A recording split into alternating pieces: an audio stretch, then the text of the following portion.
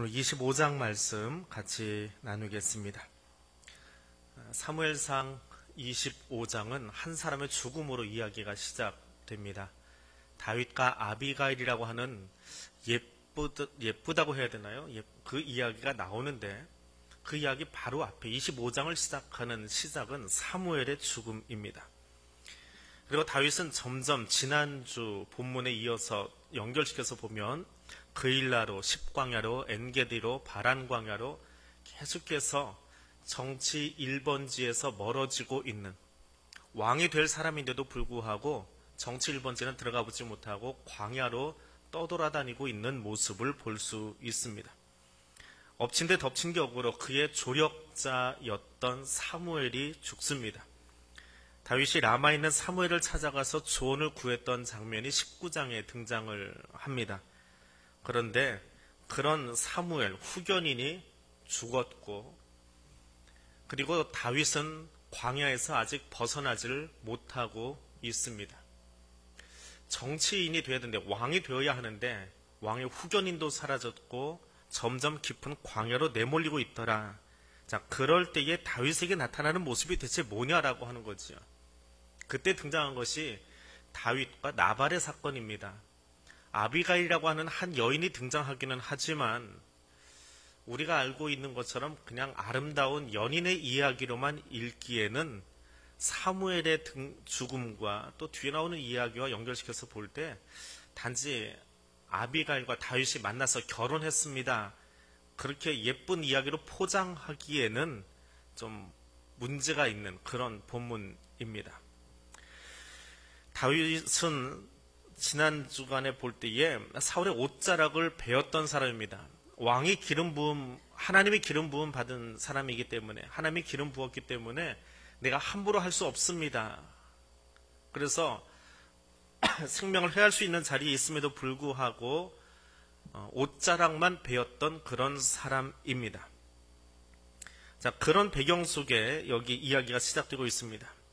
광야라고 하는 곳, 중한 범죄와 위험이 도사리고 있는 곳입니다. 도둑대가 자주 출몰하는 곳입니다.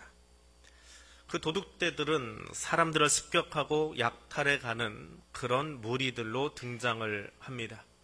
그리고 오늘 여기 등장하는 이 지역은 이스라엘 남부 지역에 해당하는데, 동쪽에서도 도적대가 밀려 들어오고 남쪽에서 애굽에서도 밀려 들어와서 그곳에서 양을 치는 사람들의 양이나 재산을 쉽게 약탈해가는 취약지구입니다.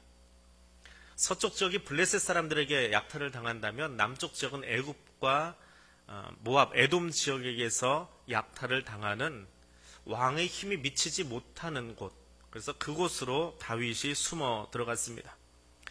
그곳에 있으면서 다윗과 무리들은 광야를 지나는 사람들을 보호하면서 무리 속에 섞여 있었습니다. 많은 사람들이 몰려다니다 보니까 다윗 혼자 도망치는 것이 아니라 여러 사람이 있다 보니까 숨기에는, 은닉하기에는 광야처럼 좋은 곳이 없었습니다. 도적대도 있고 거기서 양을 치는 사람들도 있고 그렇게 섞여 있기는 아주 좋은 은신처이기도 했습니다. 근데 그곳에 한 사람이 등장을 하지요. 나발이라고 하는 사람입니다. 나발의 원래 이름 뜻은 어리석다라고 하는 것입니다. 부모님이 이름을 왜 그렇게 지었는지 모르겠습니다. 애가 태어났는데 너는 어리석은 녀석이야. 뭐가 어리석은 걸까요? 어떤 모습을 보고 부모가 아이가 태어나자마자 나발이라고 지었을까요? 키는 짤짤막하고 사람들이 인기가 없어도 삭개오라고 이름 지어놨더니 결국은 그 이름값 하지요. 아름다운 자라고 하는 뜻입니다. 그게 삭개오, 자카이오스라고 하는 뜻입니다. 그런데 나발이 뭡니까? 애들 이름 참 잘 지어야 될 것 같아요. 나발, 어리석은 자라고 하는 뜻인데, 이 어리석은 자라고 하는 말은 이스라엘에서 가장 경멸스러운 이름입니다. 가장 경멸하는 사람을 향해서 어리석다라고 이야기합니다. 우리 뭐 바보천치 그 정도의 이야기가 아니고 이건 아주 사람들을 경멸하는 언어입니다. 근데 부모가 이름을 그렇게 지어놨어요. 나중에 이야기가 진행되고 나서 아마 별명을 붙여줬는지도 모르겠지만 아무튼 나발이라고 하는 사람이 등장합니다. 이 나발은 파생어들을 찾아보니까 무너진다라고 하는 뜻도 있고요. 또 다른 파생어는 시체라는 뜻도 있습니다. 그러니까 참 이리저리 단어를 아무리 유출을 해봐도 좋은 의미는 하나도 찾아볼 수 없는 것이 나발이라고 하는 이름에서 유추된 파생어들입니다. 자, 그 나발이 양털 깎는 기간에 사람들에게 다윗의 사람들이 이제 그에게 찾아갑니다. 양털을 깎는다라고 하는 것은 시기가 정해져 있습니다. 그리고 그 시기에는 양털을 깎는 그 주인들이 함께 수고하는 사람들에게 음식을 베풀고 호의를 베풀고 잔치를 베푸는 전통이 있습니다. 그러니까 광야에서 살면서 나발의 것을 함부로 하지 않았던 다윗이 10명의 손을 보내서 양식을 좀 지원해 달라라고 이야기하고 있습니다. 그런데 그 집의 이야기입니다. 나발과 함께 사는 아비가일, 이 사람도 예쁜 사람입니다. 어리석은 사람하고 사는 예쁜 사람입니다. 이름이 참 재밌고 아마 총각되는 그런 모습이 안 보였을까요? 부모가 아비가일을 이 집에 시집을 보냈습니다. 그의 결혼 생활이 어땠을까라고 하는 의구심이 드는 대목입니다. 종들마저도 이 사람을 바라보면서 형편없다라고 이야기할 만큼, 말이 안 통한다 이야기할 만큼 막대 먹은 인간인데, 막대 먹은 사람인데, 근데 아비가일은 그 옆에서 꾸준하게 그 집에 어려움이 생기지 않도록 살아갑니다. 그리고 이 모든 일이 다 끝난 뒤에 술에 취해 있던 나발이 깨어나고 나서 지금까지 있었던 일을 이야기할 만큼 담력도 있습니다. 오래 살다 보니까 남편의 성격을 알겠지요. 그런데 워낙에 말이 통하지 않는 사람이라고 한다면 에스더가 왕에게 들어가는 것처럼 아비가일이 술 깬 나발에게 가서 이야기하는 것이 그렇게 녹록한 상황은 아니었을 겁니다. 아무튼 거기 가서 이야기를 하고 그 이야기가 떨어지기가 무섭게 성경은 나발의 마음이 굳어져 갔다라고 이야기합니다. 마음이 굳어서, 마음이 놀래가지고 심장이 멎어서 며칠 있다 죽었다라고 이야기합니다. 자, 그리고 그 나발 사후에 다윗의 아내가 되어지지요. 그래서 굉장히 예쁜 이야기처럼 나옵니다. 근데 옆으로 좀 지나가는 이야기지만 아비가일의 모습이나 다윗의 모습을 한번 보십시오. 다윗은 이 시간에 이미 아히노암이라고 하는 사람과 결혼한 상태입니다. 물론 이 시기는 일부 다처제가 허용되고 있던 시대였습니다. 그런데 다윗이 아비가일을 또 하나의 아내로 맞이하고 있습니다. 몇 번째 아내지요? 세 번째입니다. 이미 아내가 있어요. 미갈이 있고요. 아히노암이 있고요. 그리고 아비가일이 들어옵니다. 다윗의 결혼 생활은 6명의 아내가 함께합니다. 근데 첫 번째 부인 미갈의 모습을 한번 보십시오. 블레셋 사람 200명을 죽이고 포피를 잘라서 혼수품처럼 갖다 바치고 결혼한 사람이 미갈이지요. 미갈은 남편을 끔찍하게 생각했던 사람입니다. 장인어른이 사위 죽이려고 할 때에 우상에게 양털 씌워가지고 이불 속에다 감춰놓고 다윗이 아파서 그렇습니다 라고 변명까지 해주었던, 생명하고 변명까지 해주었던 그런 사람입니다. 근데 다윗이 아비가일하고 결혼하고 나니까 사울이 미갈을 발디엘에게 시집 보내버립니다. 나중에 헤브론에서 사울이 죽고 다윗이 왕이 된 다음에 다윗은 사울의 아들 이스보셋, 미갈의 남동생인가요? 그렇게 보냅니다. 친정식구를 보내가지고 아직 멀쩡하게 재혼한 남편이 살아있는데 그 부인을 데려와 버립니다. 그래서 그 재혼한 남편이 울면서 쫓아오는 장면이 나옵니다. 나 부인 데려간다 울면서 쫓아와요. 그래도 데려다가 같이 삽니다. 근데 그렇게 데려온 부인이 언약궤가 들어올 때에 남편이 채시머리 없이 춤췄다고 한마디 한 것 때문에 저주 아닌 저주를 해가지고 평생 애를 못 낳고 살지요. 다윗의 가정이 건강한 가정인가요? 다윗이 여기 아비가일을 데려간 것이 참 예쁜 이야기인가요? 사람들의 이야기로 보십시다. 다윗은 왜 아비가일을 데려다가 결혼했을까요? 미갈이 아직 있는데, 같이 살고는 있지는 않지만, 아히노암이 지금 자기 주변에 있는데 왜 세 번째 부인을 또 데려왔을까요? 이미 우리가 읽었던 본문에서처럼 아비가일이 자기 남편을 두둔하면서 우리 남편이 실수했습니다. 그리고 당신이 그렇게 하면 안 되지요. 라고 설득을 하면서 이야기를 다 마친 뒤에 혹시나 나중에 당신의 나라가 견고히 서게 되어지면 나를 생각해 주십시오. 청혼 아닌 청혼을 했기 때문에 그래서 다윗이 데려다가 살았다. 그렇게 이야기하기에는 부족한 면이 있습니다.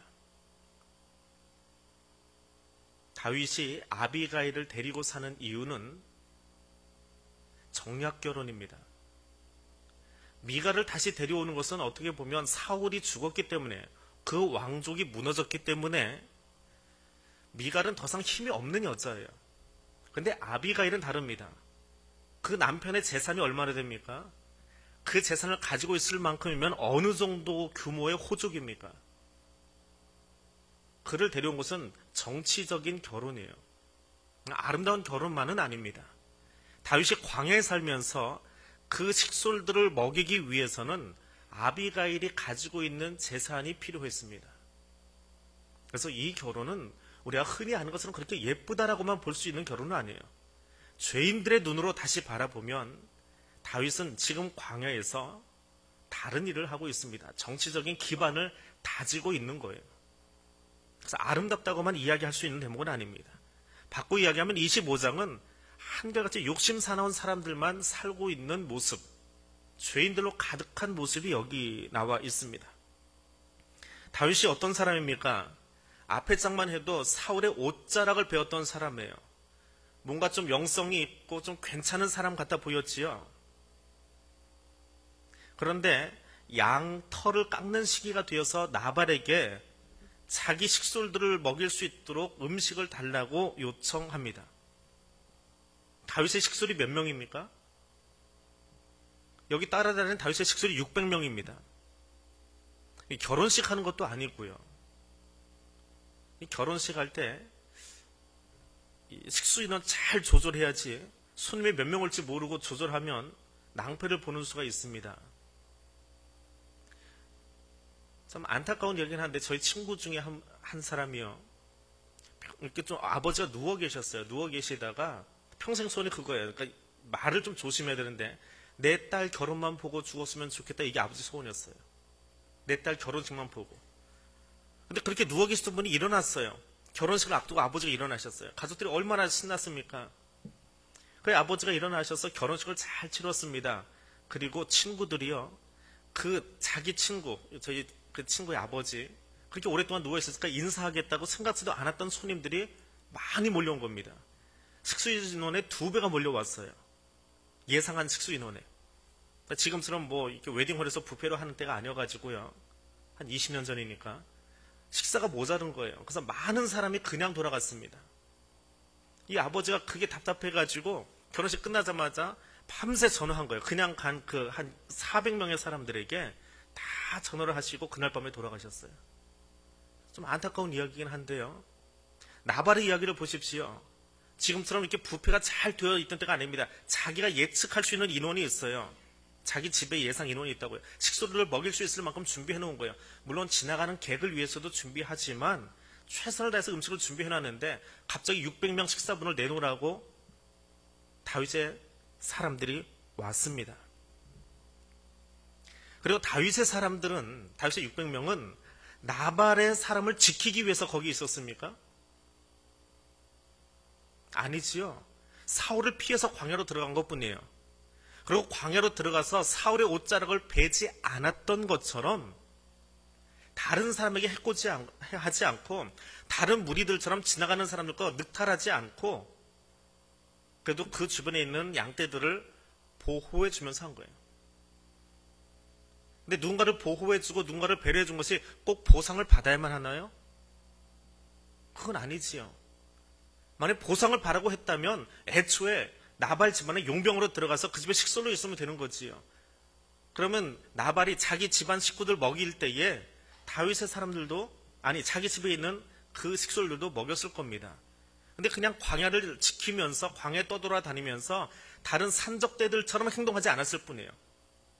산적대로 사는 것이 아니라 건강한 사람들로 그 광야에서 숨어서 지나가는 사람들을 보호해주는 그냥 민병대 수준으로 살아갔던 겁니다. 도적대가 되지 않았던 것이지요. 근데 이제 양털 깎는 때가 돼서 갑자기 600명을 먹일 수 있게 음식을 내놓으라고 이야기합니다. 근데 나발이 거절합니다. 근데 그것 때문에 성을 내고 있어요. 내가 오늘 밤에 들어가서 이 사람들 다 죽이지 않으면 성을 내고 있습니다. 그의 분노는 정의로운 분노입니까? 그렇지 않습니다. 사람의 성내는 것이 하나님의 의를 이루지 못한다라고 야고보 사도는 이야기하고 있습니다. 어떤 면으로 봐도 다윗의 성냄은 의로운 행동이 아니었습니다. 단지 지금 이 광야 사건은 사무엘이 죽은 뒤에, 그의 후견인이 죽은 뒤에 다윗의 흔들리고 있던 모습을 보여주고 있는 거예요. 왕으로 기름 부음 받은 자, 하나님이 이미 약속하셨지요. 그는 왕이 될 것이다 라고 약속되어진 사람이에요.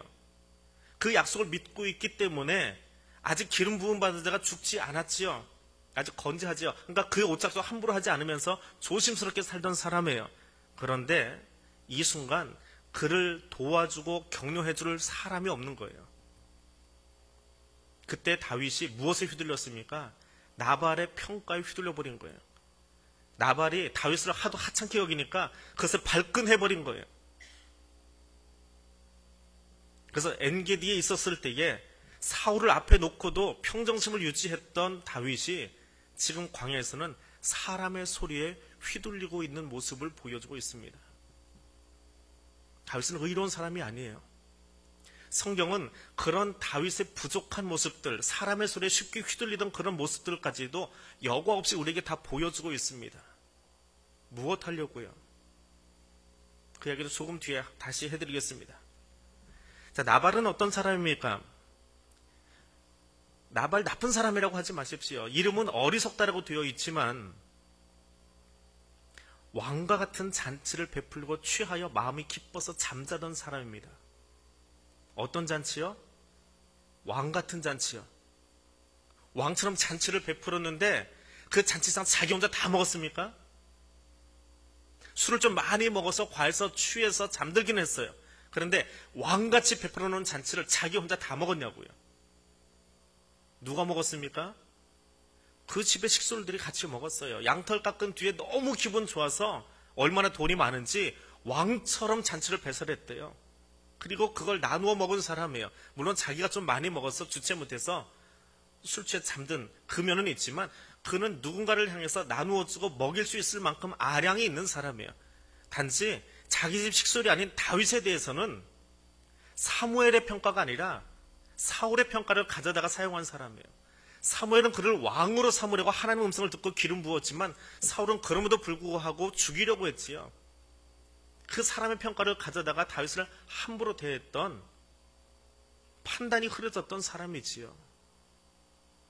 그러나 자기 집안 식구에 대해서는 잘했던 사람입니다. 그런데도 불구하고 그의 인간관계는 25장 3절에 보니까 완고하고 불량한 사람이다라고 이야기합니다. 17절에 가니까 하인 중에 하나는 주인은 불량한 사람이라 더불어 말할 수 없습니다. 말을 해도 통하지가 않습니다. 근데 이 종도요, 참 재미있는 사람이에요. 우리 주인하고는 말이 안 통합니다라고 하는 이야기를 누구에게 하고 있습니까? 자기 여주인에게 하고 있습니다. 집안에 질서가 없는 집안이에요. 나발의 집안 자체가요, 질서가 없어요. 잘 얻어먹었지요. 왕같은 잔치 베풀어주고 잘 먹었어요. 잘 열심히 일한 것에 대해서 지금 삭슬 받고 있는 사람이에요. 그런데 자기 여주인 뒤에서 험담하고 있는 종의 모습이 나옵니다. 이것이 나발의 집안이에요. 그래서 그 사람을 일컬어서 불량한 사람이다 라고 이야기합니다. 불량한 사람이 어떤 사람이 불량한 사람인가요? 불량배가 뭐지요? 껄렁껄렁하고 나쁜 짓하고 주먹질하는 사람이 불량배지요. 근데 성경에 나오는 불량한 사람은 무엇입니까? 그 불량배가 아니에요. 이 종이 주인을 향해서 여주인에게 이야기합니다. 우리 주인은 불량한 사람이에요. 그 말은 불량배라는 이야기가 아닙니다. 말의 뜻을 잘못 이해하면 종이 아주 막 나가는 것처럼 이야기하는데 종은 주인의 판단 기준이 무엇인지를 보고 있는 거예요. 여기 불량배라고 하는, 불량한 사람이다라고 하는 말은 엘리의 아들들을 향해서도 불량한 사람이라고 표현합니다. 그 말은 뭐냐 하면 벨리알의 아들이라는 뜻이에요. 하나님의 기준을 따라서 사는 사람이 아니고 벨리알이라고 하는 우상의 기준을 따라서 사는 사람이라는 거예요. 기분 잘 냅니다. 호탕한 사람이에요. 그런데 왜 호탕해요? 우상의 기준에 입각해서. 예수 믿지 않아도 호탕하고 누군가를 잘 돕는 사람들이 있습니다. 예수와 상관없이 살아도 성공하는 사람들이 있어요. 예수와 상관없이 살아도 예배를 없이 하고 살아도 잘 사는 사람들이 있습니다. 근데 그것이 잘 사는 거예요? 우상의 기준으로 살아가면 불량배예요. 그것이 벨리알의 아들들이에요. 그것이 나발이에요. 성경은 그것을 지금 보여주고 있는 겁니다. 여하튼 이런 죄인들의 모습들이 어우러져 있음에도 불구하고 아비가일의 이야기를 듣고 다윗이 나발을 공격하지 않습니다. 기억하셔야 됩니다. 성경은 영웅을 만드는 책이 아닙니다. 성경에서 영웅 찾지 마십시오. 성경은 죄인들의 이야기입니다.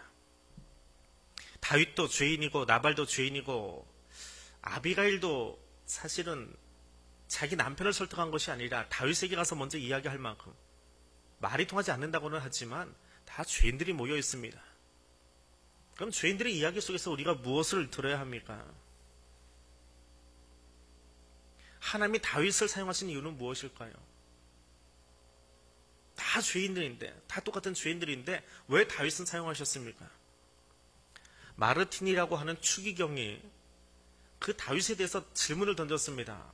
하나님, 이 사람도 똑같이 나쁜 사람인데 이 사람도 가만히 보면 죄인의 군상이고 죄인의 모습을 그대로 다 가지고 있는데 왜 이 사람을 하나님이 붙드셨습니까? 그렇게 질문을 던지다가 이 추기경이 이런 대답을 내렸습니다. 예루살렘 밤의 대화라는 책에 나오는 이야기입니다. 다윗은 자신의 잘못을 뉘우치고 회개했습니다. 다윗은 자신의 실패와 패배에서 배웠습니다. 내가 다윗에게 끌리는 이유는 그가 성공만이 아니라 불화와 비방과 인생의 시련을 겪으면서도 위대한 용기를 보여주었다는 것입니다. 그는 상처를 겁내지 않고 싸웠으며 하나님께서 주신 사명을 위해 삶을 바쳤습니다. 상처 많은 사람입니다. 상처 투성이의 사람입니다. 그런데 상처받는 것을 두려워하지 않고 상처가 날 때마다 다시 하나님께로 돌아가기 원했던 다윗. 그래서 하나님이 그를 쓰셨다라고 묵상하고 있습니다. 성경은 영웅이 일하는 책이 아니라 하나님이 일하고 계시고 하나님이 이끄시고 하나님이 함께 하심을 보아야만 합니다. 그래야 볼 수 있는 책입니다. 그것이 성도의 모습이기도 합니다. 내가 보이는 것이 아니라 내 의가 드러나는 것이 아니라 하나님이 이끄시고 하나님이 함께 하시고 하나님의 일하심이 보여야 합니다. 우리는 우리의 삶 속에서 하나님을 잊어버리고 사는 시간이 더 많습니다. 그러다 보니까 내 의가 더 앞서고 내 생각이 앞서고 내 혈기가 앞설 때가 있습니다. 다윗도 마찬가지입니다. 그의 혈기로 군대를 이끌고 나발의 집안을 치러 들어갔던 사람입니다. 그러나 그 순간에도 하나님의 그를 막아 세우실 때에 즉각적으로 뉘우치고 회개할 줄 알았다. 그것이 다윗의 영성입니다. 하나님이 오늘 우리에게 여러 가지 모양으로 우리의 혈기를 다스리라고 말씀하실 때가 있습니다. 그때 그 앞에 무릎 꿇을 수 있는 다윗의 모습을 볼 수 있기를 원합니다. 사무엘상 25장에서 하나님은 아비가일을 통해서 이 이야기를 하고 계십니다. 오늘 우리가 읽었던 본문들입니다. 26절에서 복수하는 것은 당신의 임무가 아닙니다. 그것은 하나님께서 하십니다. 복수하는 것은 당신의 임무가 아닙니다. 하나님이 나를 당신 앞에 보내신 것은 당신의 손으로 보복하는 일을 막기 위함입니다. 그것이 아비가일의 이야기입니다. 원수 갚는 일은 하나님께 속하였습니다. 마음에 아직 용서하지 못한 원수가 있습니까? 마음에 아직도 용납하지 못할 사람이 있습니까? 그를 하나님께 맡기십시오. 그의 생명을, 그의 영혼을 하나님께 맡기십시오. 하나님의 정의로움으로 그를 판단하실 겁니다. 28절에서 하나님께서 당신의 집을 세우십니다. 누가 세우신다고요? 하나님께서 세우십니다. 당신이 다 하려고 하지 마십시오. 마음에 안 든다고 군대를 끌고 나가서 나발의 집안을 치려고 하지 마십시오. 당신이 할 일이 아닙니다. 하나님이 이미 작정하셨잖아요. 하나님이 다윗을 왕으로 세우시려고 이미 작정하셨잖아요. 당신이 다 하지 않아도 하나님이 작정하시면 하게끔 되어 있습니다. 근데 왜 당신 손으로 다 하려고 합니까? 왜 당신이 다 해야만 합니까? 하나님이 하십니다. 저도 이 욕심이 참 많은 사람 중에 하나입니다. 내가 해야 직성 풀리는 사람이지요. 그래서 늘 옆에서 얘기해주는 사람이 있습니다. 당신이 다 하려고 하지 말라고요. 다윗에게 아비가일 보내신 것처럼. 하나님 우리에게 늘 이야기하십니다. 당신이 하려고 하지 마십시오. 하나님이 하십니다. 하나님이 바꾸십니다. 내가 바꾸려 하지 마십시오. 29절에서 아비가일을 통해 다시 이야기하십니다. 당신의 생명은 하나님의 생명싸개 속에 있습니다. 하나님께서 당신의 생명을 보호해 주실 텐데 그 일에 연연하지 마십시오. 떡덩이 얻어먹지 못했다고, 양털 깎는 그 시간에 당신의 식솔들이 배려받지 못했다고 그것 때문에 연연하지 마십시오. 하나님이 생명싸개로 당신을 보호하시겠다고 약속하신 순간 그 말씀만 기억하시면 됩니다. 그거 잊어버리면 내가 내 생명 보호하려고 하고 내가 다 하려고 합니다. 생명을 걸어야 할 일이 있습니다. 생명 걸고 지켜야 될 일이 있습니다. 그러나 생명과 상관없는 일에 나의 힘을 쏟지는 마십시오. 생명 걸어야 할 일과 인내해야 할 일이 무엇인지 분별할 수 있도록 기도하는 것, 그렇게 하나님께 나아가는 것, 그것이 다윗의 영성입니다. 오늘 나는 무엇에 생명 걸고 있습니까? 내가 지금 생명 걸고 지키고자 하는 일은 무엇입니까? 생명과 상관없는 일은 내가 좀 얕잡아 보여도 내버려 두십시오. 나발이 나를 경홀히 여겨도 하나님의 생명싸개로 나를 보호하시는 한 그의 말은 땅에 떨어질 것이기 때문에 그냥 웃어 넘기십시오. 그 사람이 나를 경홀히 여긴다고 내가 경홀히 여겨지는 것이 아닙니다. 하나님이 나를 생명싸개로 보호하시는 한 그 사람의 말들은 땅에 떨어지게 되어 있습니다. 하나님이 나와 함께 하심을 믿는다면 사람의 말에 함부로 휘둘리지 마십시오. 그것이 그리스도께 붙들린 사람들, 그리스도인의 모습입니다. 29절에서 다시 아비가일이 이야기합니다. 내 주의 원수들의 생명은 물매로 던지듯 여호와께서 그것을 던지십니다. 무엇이 생각나십니까?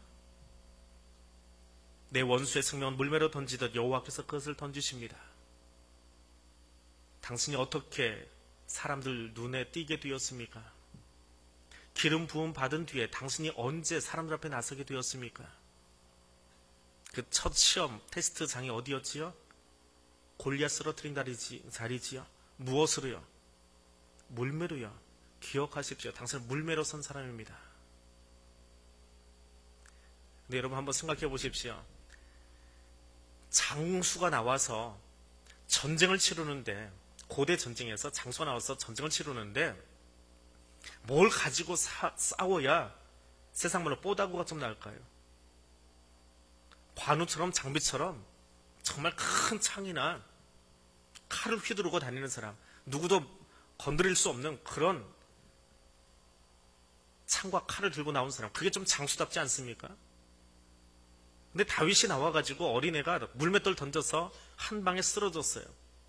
그럼 그 다음에 골리앗 같은 또 다른 적이 나타났을 때 골리앗 그 적 앞에 다윗이 있으면 사람은 어떤 생각할까요? 그의 등장은 물맷돌로 등장했습니다. 지난번에도 우연히 한번 맞췄는데 이번에도 한번 해보지. 그런 마음 서지 않을까요? 다윗이 처음 등장할 때에 골리앗의 칼보다 더 큰 칼로 골리앗을 무너뜨렸다면 사람들은 그 칼을 보았을 거예요. 당신은 뭘로 일어선 사람이라고요? 물맷돌이요. 사람들의 생각으로는 우연히 된 거예요. 하나님을 보지 않으면 다시 그렇게 우연히 선 사람이에요. 당신은 하나님의 손에 붙들렸기 때문에 골리앗을 쓰러뜨린 사람이에요. 그것만 기억하라는 거예요. 당신의 힘으로 당신의 능력으로 되어진 사람이 아닙니다.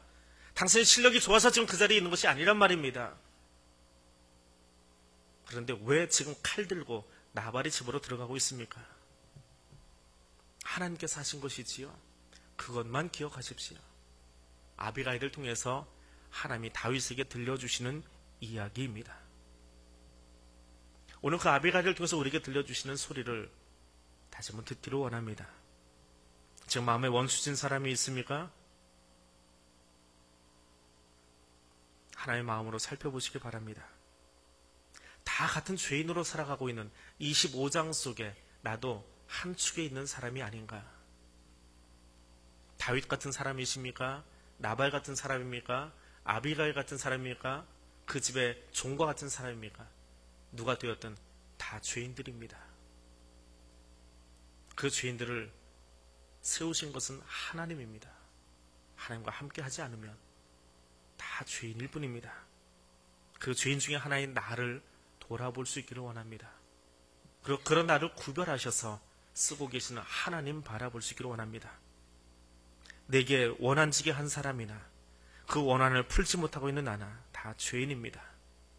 오히려 우리가 구할 것은 하나님 이 시간 내게 아비가일 같은 사람 보내셔서 나로 하여금 내 혈기로 달려가지 아니하고 멈춰설 수 있도록 하나님의 도우심을 구할 수 있는 사람 될 수 있기를 원합니다. 다윗을 광야 학교로 보내셔서 사람 후견인 사무엘이 아니라 하나님만 붙들고 설 수 있도록 그를 훈련시키시는 것처럼 하나님 오늘 나도 그 광야 학교로 보내달라고 기도할 수 있기를 원합니다. 그래서 우리 마음속에 하나님의 마음이 담겨지도록 기도할 수 있기를 원합니다. 우리 같이 기도하겠습니다. 하나님, 다윗에게 광야 학교를 허락하신 것처럼 이 시간 나에게도 광야 학교를 허락해 주시기를 원합니다. 다윗이 하나님의 마음을 담기 위해서 훈련받았던 것처럼 이 시간 나도 하나님의 마음을 내 중심에 담을 수 있기를 원합니다. 내가 끌고 가지 않겠습니다. 내가 해결하려고 하지 않겠습니다. 하나님이 역사의 주권자이십니다. 하나님이 이 민족의 주권자이시고 하나님이 이 교회의 주권자이시고 하나님이 우리 가정과 내 삶의 주인 되심을 고백할 수 있기를 원합니다. 그러하기에 하나님만 바라보기를 원합니다. 성령 하나님 찾아오셔서 이 시간 나를 그렇게 만져달라고 우리 통성으로 함께 기도할 수 있기를 원합니다. 이렇게 기도하겠습니다.